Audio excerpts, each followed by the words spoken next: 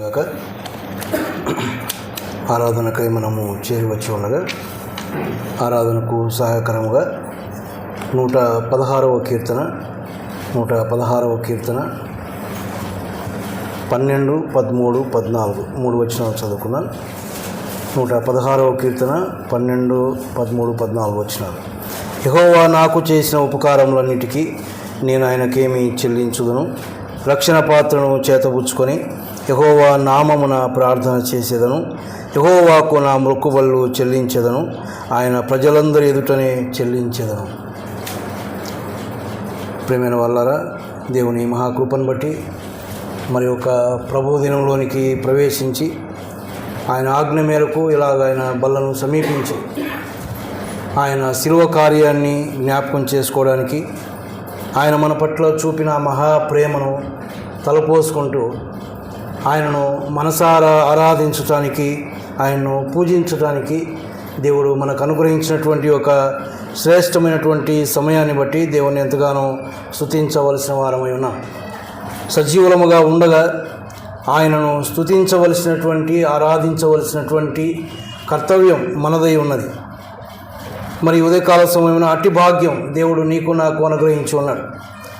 వాస్తవానికి ఇంత గొప్ప ధన్యతకు మనం యోగ్యులం కాదు. మనల్ని ఇట్టి యోగ్యతకు నడిపించినటువంటి ప్రభు మనలో ఏ మంచి చూచి మనకి ఇట్టి యోగ్యత ఇవ్వలేదు. మనలో ఏ మంచి లేదు. మనం సంపూర్ణంగా చెడిపోయినటువంటి వారు.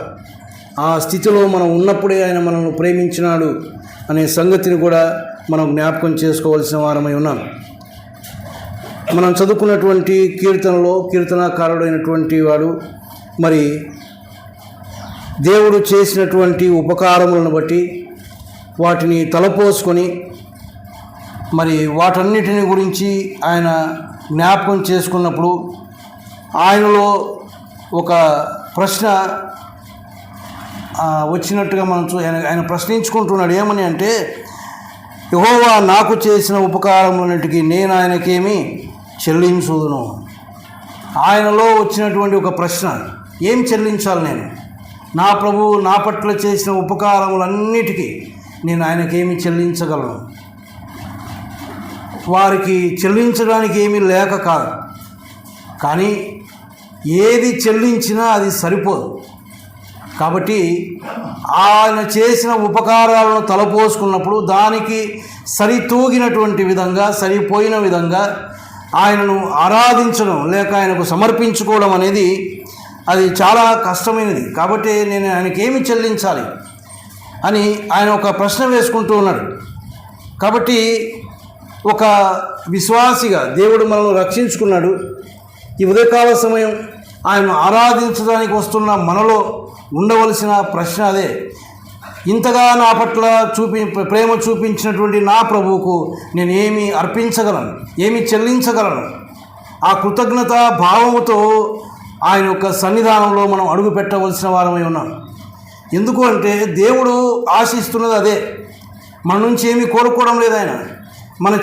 ఆయన చేసిన ఉపకారములను జ్ఞాపకం చేసుకొని ఆయనకు కృతజ్ఞత చూపించాలని, విరిగి నలిగినటువంటి హృదయంతో ఆయన ఆరాధించాలని మాత్రమే ఆయన ఇష్టపడుతూ ఉన్నాడు. యథార్థమైనటువంటి హృదయంతో, ఆత్మతో, సత్యముతో ఆరాధించాలి. తండ్రి కోరుకున్నటువంటి ఆరాధన అదే అని మనం చూస్తాం.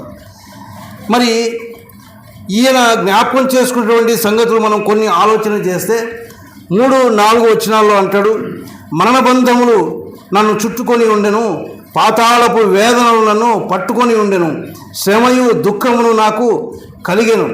అప్పుడు యెహోవా దయచేసి నా ప్రాణమును విడిపింపుమని యెహోవా నామమును బట్టి నేను మొరపెట్టి తిని. తన యొక్క దేవుడు చేసినటువంటి ఉపకారములను జ్ఞాపకం చేసుకుంటూ ఆయన యొక్క స్థితి ఏమిటో చెప్తా ఉన్నాడు. మరణబంధములు నన్ను చుట్టుకొని ఉండెను, పాతాళపు వేదనలు నన్ను పట్టుకొని ఉండెను అని ఆయన జ్ఞాపకం చేసుకుంటా ఉన్నాడు. యేసుక్రీస్తునందు విశ్వాసం ఉంచకపోవడం మన గతి ఇదే. నిత్య నరకాగ్నికి మనం పాత్రమైనటువంటి వారం, పాతాళమునకు వెళ్ళవలసినటువంటి వారం, పాతాళములో యుగయుగాలు అలమటించవలసినటువంటి వారం, వేదనతో కూడినటువంటి ఆ స్థలంలో ఉండవలసినటువంటి వారం. అదే మన పరిస్థితి. అటువంటి స్థితిలో ఉండగా ఆయన రక్షించుకున్నాడు. ఇదిగో ఈ కీర్తనకారుడు కూడా అంటాడు, అప్పుడు ఎప్పుడు ఇదిగో ఆ బంధకములు నన్ను చుట్టుకొని ఉన్నప్పుడు, ఆ వేదనలు నన్ను పట్టుకొని వేదన పడ్డాడు ఆయన. ఆ పాతాళంలో పడితే నా పరిస్థితి ఏంటి అని వేదన కలిగినప్పుడు ఆయన దేవుని వైపు చూచాడు. యెహోవా దయచేసి నా ప్రాణమును విడిపింపుము అని యెహోవా నామమును బట్టి నేను మొరపెట్టి తిని ప్రార్థన చేసుకున్నాడు. దేవుని దగ్గర విన్నవించుకున్నాడు. నన్ను అక్కడి నుంచి విడిపించగలిగిన వాడు నీ ఒక్కడవే నాయన. పాతాళపు ఆ వేదనలు నన్ను పట్టుకొని ఉన్నాయి, కాబట్టి నన్ను విడిపించాలంటే నీకు ఒక్కనికే సాధ్యం అన్నట్టుగా ఆయనకే మొరపెట్టుకున్నటువంటి వాడు. తర్వాత అటువంటి స్థితిలో ఆయన మొరపెట్టినప్పుడు 6వ వచనంలో అంటాడు, లేక 5వ వచనం, యెహోవా దయాళుడు నీతిమంతుడు, మన దేవుడు వాత్సల్యత గలవాడు. ఆయన ఎలాంటి వాడు అంటే ఆయన దయాళుడు, మంచివాడు, నీతిమంతుడు, మన దేవుడు వాత్సల్యత కలిగినటువంటి వాడు. త్రోసిపుచ్చలేదు ఆయన. ఇప్పుడు వచ్చావా నా దగ్గరికి, ఇంతకాలంగా పాపంలో ఉన్నటువంటి వాడు, ఇంతకాలంగా నాకు విరోధంగా జీవించావు, ఇంతకాలంగా ఎన్నిసార్లు నేను పిలిచిన నువ్వు వినకుండా జీవించావు, ఎంత రోత జీవితం నువ్వు జీవించావు, ఇప్పుడు జ్ఞాపకం వచ్చాను అనలేదు ఆయన. ఆయన వాత్సల్యత కలిగిన వాడు, మన స్థితిని చూచిన వాడు కాదు. మన స్థితిని చూస్తే ఎంత మాత్రం ఆయన దగ్గరికి మనం చేరలేము. ప్రేమైన వాళ్ళరా, అది యేసు ప్రభు యొక్క ప్రేమ, దేవుని యొక్క ప్రేమ. మరి మన దేవుడు వాత్సల్యత గల యెహోవా సాధువులను కాపాడువాడు, నేను కృంగి ఉండగా నన్ను రక్షించను. తన యొక్క రక్షణ అనుభవాన్ని గురించి చెప్తా ఉన్నాడు. నేను మరణ బంధములు నన్ను చుట్టుకొని ఉండినాయి, పాతాళపు వేదములు నన్ను పట్టుకొని ఉండినాయి, శ్రమ దుఃఖము నాకు కలిగింది. అయితే అప్పుడు నేను ఏం చేశాను అంటే, యెహోవా దయచేసి నా ప్రాణమును విడిపింపమని నేను ప్రార్థన చేశాను, నేను మొరపెట్టుకున్నాను. నా మొర విన్నటువంటి దేవుడు దయగలిగిన వాడు, దయాళుడు, మంచివాడు, ఆయన నీతిమంతుడు, ఆయన వాత్సల్యత కలిగిన వాడు గనుక ఆయన నన్ను రక్షించాడు. ప్రియమైన వాళ్ళరా, నా పరిస్థితి అదే. ఈ కీర్తనాకారునికైనా ఒకవేళ చెప్పుకోవడానికి కొన్ని గొప్ప పరిస్థితులు ఉన్నాయేమో మనకు తెలియదు, కానీ నాకు ఏమీ లేదు. ఏ విధంగా చూసినా ఏ మంచి మనలో లేదు, ఏ గొప్ప స్థితి మనలో లేదు. సంపూర్ణంగా చెడిపోయినటువంటి వారు, చచ్చిన స్థితిలో ఉన్నటువంటి వారు, చచ్చిన వారి దగ్గర కంపు తప్పితే ఇంకేముండదు. అలాంటి కంపు కొడుతున్నటువంటి స్థితి మనది, రోత జీవితం మనది. దేవుడు ప్రేమించడానికి ఏ మాత్రం మంచి మనలో లేదు. కానీ ఎప్పుడైతే మన హృదయంలో దేవుడు కార్యం జరిగించగా ఆయన సన్నిధానానికి వెళ్ళి ప్రభువా నన్ను రక్షించు అనగానే పాపాత్ములమైన మనల్ని ఆయన రక్షించుకున్నాడు. అది ఆ కీర్తనకారుడు జ్ఞాపకం చేసుకొని ఆయన అంటా ఉన్నాడు, నేనేమి చెల్లించాలి.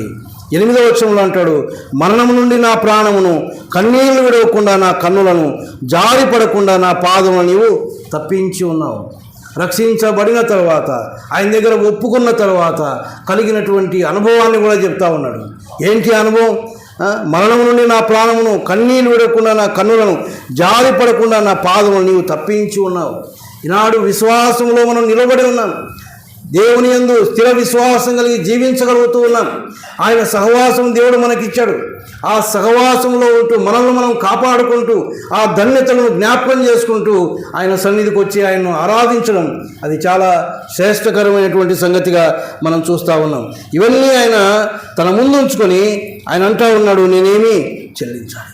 అయితే ఒక పని చేస్తూ ఉన్నాడు. ఏమంటా ఉన్నాడంటే, రక్షణ పాత్రను చేతపుచ్చుకొని, ఏముంది ఆయన దగ్గర? దేవుడిచ్చినటువంటి రక్షణ పాత్ర తప్ప ఇంకేం లేదు. ఆ రక్షణ పాత్రనే చేతపుచ్చుకున్నాడు. ఇదిగో ప్రభువా, నువ్వు ఇచ్చిన రక్షణ, నువ్వు ఈ రక్షణ ఇవ్వకపోతే నా పరిస్థితి ఏంటి? నేను మరణ బంధకాల్లో ఉండవలసిన వాడిని, పాతాళంలో ఉండవలసిన వాడిని, వేదనకరమైనటువంటి స్థలంలో ఉండవలసిన వాడిని, భయంకరమైన నీ ఉగ్రతకు నేను లోనైనటువంటి వాడిని. ఇదిగో నీవు ఇచ్చిన రక్షణ, దీన్ని బట్టి నేను నీకు స్తుతులు చెల్లిస్తూ ఉన్నాను. ఆయన ఏమంటాడంటే, నేనేమి చెల్లించగలను? కేవలము ఇది చేతబుచ్చుకొని యెహోవాకు నా మొక్కుబళ్ళు చెల్లించదను అని అంటాడు. అది కూడా ఎక్కడ చెల్లిస్తాడంట? ఆయన ప్రజలందరి ఎదుటనే చెల్లించదు. ఆయన ప్రజలందరి ఎదుట. ప్రియమైన వాళ్ళారా, ఆరాధన, మరి ముఖ్యంగా ఆదివారం రొట్టె విరిస్తే ఒక ఆరాధన, ఇది ప్రత్యేకమైనటువంటిది. ఆయన్ను ఆరాధించడము కేవలము ఆయన ప్రజలతో చేరి ఆరాధించవలసిన వారమై ఉన్నాం. ఆయన సమాజముతో చేరి మనం ఆరాధించవలసిన వారమై ఉన్నాం. కాబట్టి అట్టి ధన్యత నీకు నాకు దేవుడు అనుగ్రహించున్నాడని మనం చూస్తాం. మరి మన విషయంలో కూడా మనం ఆలోచన చేస్తే ఈ కీర్తనాకారుడు ఎలాగైతే తన యొక్క పూర్వపు స్థితిని దేవుడు చేసిన ఉపకారాలను జ్ఞాపకం చేసుకొని నేను ఆయనకి ఏమి చెల్లించుదును అంటా ఉన్నాడో, మన గురించి కూడా ఆలోచన చేస్తే పౌలు అంటాడు రోమీయులకు రాసిన పత్రిక 7వ అధ్యాయం 24వ వచనంలో, అయ్యో నేనెంత దౌర్భాగ్యుడను, ఇట్టి మరణమునకు లోనగు శరీరం నుండి నన్నెవడు విడిపించును. పౌలు నేరుగా అన్నాడు, మన పరిస్థితి అదే. ఇట్టి నేనెంత దౌర్భాగ్యుడను. ఎంత దౌర్భాగ్యులం అంటే ఆయనైనా నేను పాపంలో ప్రధాన పాపిని అన్నాడు. అంతకంటే ఘోరమైన పాపాత్మలం మనం. ఆయనకైనా ఆ ధర్మశాస్త్రం మీద ధర్మశాస్త్రమును బట్టి జీవించాలి అన్నటువంటి ఒక అభిప్రాయం కలిగినటువంటి వాడు, నియమ నిబంధనలు కలిగి మరి నిష్ట కలిగి జీవించినటువంటి వాడు.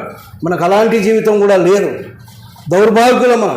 అయితే అట్టి స్థితి నుంచి నన్ను ఎవరు విడిపించును అన్న పరిస్థితిలో మనం ఉన్నప్పుడు ఆయన ఇదిగో నేనున్నాను అని ఆయనే దిగి వచ్చి మన కొరకై తన ప్రాణమును అప్పగించుకున్నట్టుగా మనం చూస్తూ ఉన్నాం. ప్రియమైన వాళ్ళారా, ఆయన పాతాళంలో నుండి మనం విమోచించాడు అని దేవుడు మనకు జ్ఞాపకం చేస్తాం. అంతేకాదు ఎఫెసీయులకు రాసిన పత్రికలో మనం చూస్తాం, దైవోగ్రతకు మనం పాత్రులమై ఉంటిమి అని. అయితే దేవుడు కరుణా సంపన్నుడై ఉండి మనను కృపచేత రక్షించుకున్నాడు, ఆయనతో కూడా మనల్ని కూర్చుండబెట్టుకున్నాడు. ఇవన్నీ కూడా చెప్పుకోవడానికి చాలా మంచిగా ఉన్నాయి. ఆయన రక్షించాడు, మనల్ని పాతాళం నుంచి తప్పించాడు, ఇవన్నీ బాగానే ఉన్నాయి. కానీ ప్రేమైన వాళ్ళారా, అట్టి రక్షణ, అటువంటి స్థితి నీకు నాకు ఇవ్వడానికి ఆయన మహా ఉన్నతమైనటువంటి స్థితిని వదిలిపెట్టవలసి వచ్చింది. ఆయన దేవాది దేవుడు, అత్యున్నతమైన సింహాసనం పైన ఆసీనుడై ఉండి ఎల్లప్పుడూ వేవేల దూతల చేత కొనియాడబడుచున్నటువంటి వాడు. ఆ మహామహిమను మన నిమిత్తం విడిచిపెట్టడానికి ఎంతమాత్రం వెనకాడిన వాడు కాదు. దాన్ని ఎంతమాత్రం ఉన్నతమైనదిగా ఎంచుకోలేదు అని ఫిలిప్పీలకు రాస్తూ పౌలు అంటాడు. ఎందుకంటే తన ఎదుట ఉంచబడిన ఆనందము కొరకై. ఆయన ఆనందం మనమే. నువ్వు నేను నిత్య నరకాగ్నికి వెళ్ళకూడదు. అంతేకాదు ఆది మానవుని ఆయన సృష్టించుకుంది ఎందుకు అంటే తనతో కూడా ఉండాలని, తన స్వరూపంలో చేసుకున్నాడు. ఎల్లప్పుడూ ఆ మానవుడు తనతో ఉండాలని, తనతో సంభాషిస్తూ తనతో సహవాసం చేయాలని మానవుని ఆయన కోరుకున్నాడు. ఆ స్థితిని కోల్పోయాడు అన్నాడు మానవుడు. కానీ తిరిగి ఆ స్థితి ఇవ్వడానికి ఆయనే దిగి వచ్చి తన ప్రాణాన్ని మన కొరకు అప్పగించుకున్నాడు. ఎంత ప్రేమామయుడండి! మానవుల పట్ల ఆయనకున్నటువంటి ప్రేమ ఎంత అపారమైంది. నిన్ను నన్ను ఆయన కూర్చున్నటువంటి స్థితిలో మనల్ని కూర్చుండబెట్టుకున్నాడు. మనం రక్షించబడిన తక్షణమే ఆ గొప్ప స్థితి నీకు నాకు ఇచ్చాడు. అయితే ఆయన ఉన్నతమైన స్థితిని వదిలిపెట్టి ఈ లోకంలో ఒక దీనునిగా జన్మించాడు. ఆయన మానవునిగా ఈ లోకంలో 33 సంవత్సరాలు జీవించినప్పుడు ఆయన ఆ పరిశుద్ధమైనటువంటి స్థలంలో ఉన్నటువంటి వాడు, మహిమా స్వరూపిగా ఉన్నటువంటి వాడు. కానీ ఈ పాపాత్మలమైన మన మధ్యలోనికి వచ్చి పాపాత్మల మధ్యలో 33 సంవత్సరాలు జీవించాడు. అది ఎంత భయంకరమైన పరిస్థితి. మనమే ఈనాడు రక్షించబడిన తర్వాత, మనలో మార్పు కలిగిన తర్వాత కొంతమందిని చూసినప్పుడు వారి మధ్యలో ఉండలేకపోతా ఉన్నాం, వారి మాటలు సహించలేకపోతా ఉన్నాం, వారి యొక్క స్నేహం మనకు చేతకావడం లేదు. అలాంటిది పరిశుద్ధులైన దేవుడు పరిశుద్ధ స్థలంలో ఉండి ఎల్లప్పుడూ దేవదూతల చేత కొనియాడబడుచున్నటువంటి ఆ ప్రభువు దిగి వచ్చి పాపాత్ములమైన మన మధ్యలో సంచరించాడు 33 సంవత్సరాలు. ప్రేమైన వల్ల తన యవ్వన జీవితంలో ఆయన అలాంటి పరిస్థితులు గుండా వెళ్ళాడు. అంత మాత్రమే కాదు, ఆయన ఎంతమంది అవమానపరిచారో తెలియదు. ఆయన వెళ్తూ ఉండగా ఇదిగో కన్యక గర్భంలో పుట్టిన వారంట అని ఆయన హేళన చేశారేమో తెలియదు. ఎన్ని విధాలుగా ఆయన అవమానపరిచారో తెలియదు. కానీ అవన్నీ భరించి తన యొక్క పరిశుద్ధతను కాపాడుకున్నటువంటి వాడు. ఆయన నిర్దోషి నిష్కల్మషుడు, పాపంలో చేరక ప్రత్యేకంగా ఉన్నటువంటి వాడు. అయినప్పటికీ కూడా మన పాపములన్నీ ఆయన మీద మోపబడి ఉండగా ఆ పాపములకు రావలసిన శిక్ష ఆయన వేసుకున్నాడు. ఇదిగో లోక పాపమును మోసుకొని పోవు దేవుని గొర్రెపిల్లగా ఆయన తనకు తానుగానే అర్పించుకున్నాడు. ఆ శిక్ష ఎంత భయంకరమైంది. పాపం చేయకపోయినా, ఆయనలో ఏ దోషము లేకపోయినా, ఇదిగో ఆ నీతిమంతుడు అన్నాడు, ఈయనలో నాకు ఏ దోషము కనబడలేదు అన్నాడు. కానీ మన పాపములు ఆయన మీద ఉన్నాయి. ఆ పాపానికి శిక్ష ఆయన భరించాలి కనుక ఆయన భరించాడు. అది చాలా వేదనకరమైనటువంటి పరిస్థితి. ఆయన తీసుకుని వెళ్ళి ఆయన పై బట్టను తీసివేశారు, ఆయన తలకు ముళ్ళ కిరీటం పెట్టారు, ఆయన్ను హేళన చేస్తూ ఉన్నారు, అవమానపరుస్తూ ఉన్నారు, ముఖం మీద ఉమ్మి వేశారు. ఆయన ఏమాత్రం తన ముఖాన్ని తిప్పుకున్నవాడు కాదు. ప్రేమైన వాళ్ళారా, ఎంత భయంకరమైనటువంటి పరిస్థితిని ఆయన ఎదుర్కొన్నాడు నీకోసం నా కోసం. ఆ ఉమ్మి నిజంగా మన మీదనే పడాలి. ఎందుకు? అంత అసఖ్యమైనటువంటి పాపాలు చేసినటువంటి వారు మనమే. కానీ ఆ పాపానికి రావాల్సిన శిక్ష ఆయన తీసుకున్నాడు. కోడాలతో కొడుతూ ఉన్నారు, శరీరం అంతా గాయమైపోతూ ఉంది, ఆ శరీరం లేచి వస్తూ ఉంది. ఆ నొప్పిని తట్టుకుంటూ ఉన్నాడు, ఆ బాధను అంతకంటే ఎక్కువ బాధ. నిందకు నా హృదయము బ్రద్దలైపోయింది అంటాడు. నిందలు, ఆయన భరించలేనటువంటి నిందలు, గడ్డపు వెంట్రుకలు పెరుగుతూ ఉన్నారు. ఎంత భయంకరమైన పరిస్థితి! ఇదిగో మ్రాను, భారమైనటువంటి మ్రాను ఆయన మీద మోపి ఆ యెరూషలేము వీధుల గుండా తీసుకొని వెళ్తూ ఉన్నారు. మోయడానికి ఆయనకు చేతగాక ఆయన తుళ్ళి పడుతూ ఉంటే కొడవలతో కొడుతూ ఉన్నారు, అవమానపరుస్తూ ఉన్నారు. నీవు దేవుని కుమారుడు కదా, నీ క్రీస్తు కదా అని ఆయన అవమానపరిచారు. నువ్వు యూదుల రాజు కదా అని హేళన చేశారు. కానీ దేనికి ఆయన భయపడినవాడు కాదు. ఆయన వచ్చిన పనిని సంపూర్ణం చేయడానికి, మనల్ని పరలోక రాజ్యంలో చేర్చడానికి అవన్నీ మౌనంగా ఆయన భరించాడు. ప్రేమైన వల్లారా, ఆ ఎత్తైన కొండపైకి ఆ మ్రాణును మోసుకొని వెళ్ళి ఆయన చేతులకు మేకులు బిగించారు, కాళ్ళకు మేకు. ఆయనను తీసుకుని వెళ్ళి ఆ గుంటలో దించినప్పుడు ఆ 3 మేకుల మధ్యన ఆయన ఒక శరీరం అల్లాడిపోయింది. ఎంతగా ఆయన అలమటించాడో తెలియదు, ఎంతగా బాధపడ్డాడో తెలియదు. కానీ ఏమాత్రం ఆయన మరి ఆ శిక్షను వద్దనుకున్నవాడు కాదు. నీకోసం నా కోసం భరించాడు ఆయన. చివరికి ఒక రానువాడు పరిగెత్తుకొని వచ్చి కదా, ఎంత ద్వేషం ఉన్నిందో, ఎంత అసూయ ఏమునిందో వాళ్ళలో తెలియదు, కానీ పరిగెత్తుకొని వచ్చి బల్లెముతో పొడిస్తే రక్తమును నీళ్లును కారణం ఇంకేమాత్రం ఒక చుక్క, ఒక బొట్టు కూడా ఆయన రక్తాన్ని మిగిలించుకోలేదు. పాపానికి ప్రాయశ్చిత్తం ఆ యొక్క రక్తమే, పరిశుద్ధమైన రక్తము చిందించబడకుండా పాప క్షమాపణ లేదు కనుక సంపూర్ణంగా తన యొక్క పరిశుద్ధమైన రక్తమును కార్చి నీకు నాకు విమోచన ఇచ్చాడు ఆయన. ఈ దినం మనం ఆయనను స్తుతించడానికి కారణం అదే. కీర్తనాకారుని కంటే ఎక్కువ అనుభవాలు నీకు నాకున్నాయి. కీర్తనాకారుడు కొన్ని సంగతులు మాత్రమే చెప్పగలడేమో, కానీ నా కొరకు నీ కొరకు ప్రభు అయినటువంటి యేసుక్రీస్తు శిలువలో మరణించాడు. నా స్థానంలో నీ స్థానంలో ఆయన మరణించాడు. నా బాధను నీ బాధను ఆయన తీసుకున్నాడు, మన దెబ్బలను ఆయన తీసుకున్నాడు. ఆయన పొందిన దెబ్బల వలన, ఆయన పొందిన గాయముల వలన మనకు స్వస్థత, మనకు నెమ్మది. ప్రేమైన వాళ్ళారా, ఈ దినం అంత గొప్ప స్థితి దేవుడు మనకి ఇచ్చాడు కాబట్టే ఆయన సన్నిధికి వచ్చి మనం ఆయన్ను ఆరాధించగలుగుతూ ఉన్నాం. అందుకే భక్తుడు అంటా ఉన్నాడు, నేను ఏమి తీసుకొని వచ్చి నేను నాకు చేసిన ఉపకారంలాంటికి నేను ఆయనకేమి చెల్లించుదని. మీకా గ్రంథంలో ఆ మాట అంటాడు, ఏమి తీసుకొని వచ్చి నేను యెహోవాను దర్శింతును, ఏమి తీసుకొని వచ్చి మహోన్నతుడైన దేవుని సన్నిధిని నమస్కారం. ఏం తీసుకొని రావాలి నేను, ఏం తీసుకొని రాగలను, ఏమి తీసుకొని వస్తే సరిపోతుంది అని చింతిస్తూ ఉన్నాడు. ఇట్టి ఆలోచన మనకుందా? ఆరాధించడానికి వస్తూ ఉన్నాం. ప్రభువా, నువ్వు ఇంతగా నా పట్ల ప్రేమ చూపించావే, నిత్య నరకాగ్నికి వెళ్ళవలసిన నన్ను రక్షించుకున్నావే, నీ ప్రాణాన్ని నా కొరకు అప్పగించుకున్నావే, నీకేం చెల్లించగలను నాయన అన్న మనసుతో మనం రాగలుగుతూ ఉన్నామా? ఆ ఆరాధన ఆయన అంగీకరించేవాడుగా ఉన్నాడు. ప్రేమైన వాళ్ళారా, వారి యొక్క ప్రాణ విమోచన ధనం బహు గొప్పది, అది ఎన్నటికీ తీరక ఉండవలసినదే అంటాడు కీర్తనకారుడు. కాబట్టి ఇది తీరేది కాదు, మనం ఏమి చెల్లించినా తీరేది కాదు. చెల్లించడానికి మన దగ్గర కూడా ఏమీ లేదు. అయితే ఆయన కోరుకుంటున్నది కూడా ఏంటంటే విరిగి నలిగినటువంటి హృదయం, కృతజ్ఞతాస్తుతి, కృతజ్ఞతతో మన హృదయం నింపుకొని ఆయన శిలువ కార్యాన్ని తలపోచుకొని ఆయన పాదముల దగ్గరికి వచ్చి సాష్టాంగపడి ఆయనను ఆరాధిస్తే చాలు. ఆ ఆరాధనను అంగీకరించడానికి, ఆగ్రహించడానికి ఆయన ఇష్టపడుతూ ఉన్నాడు. మన కొరకు ప్రాణమే అప్పగించాడు, కానీ నీ నుంచి నా నుంచి ఇంకేమీ కోరుకోవడం లేదు కనుక అట్టి ఆరాధన నువ్వు నేను చేయడానికి దేవుడు తన కృప అనుగ్రహించుగాక.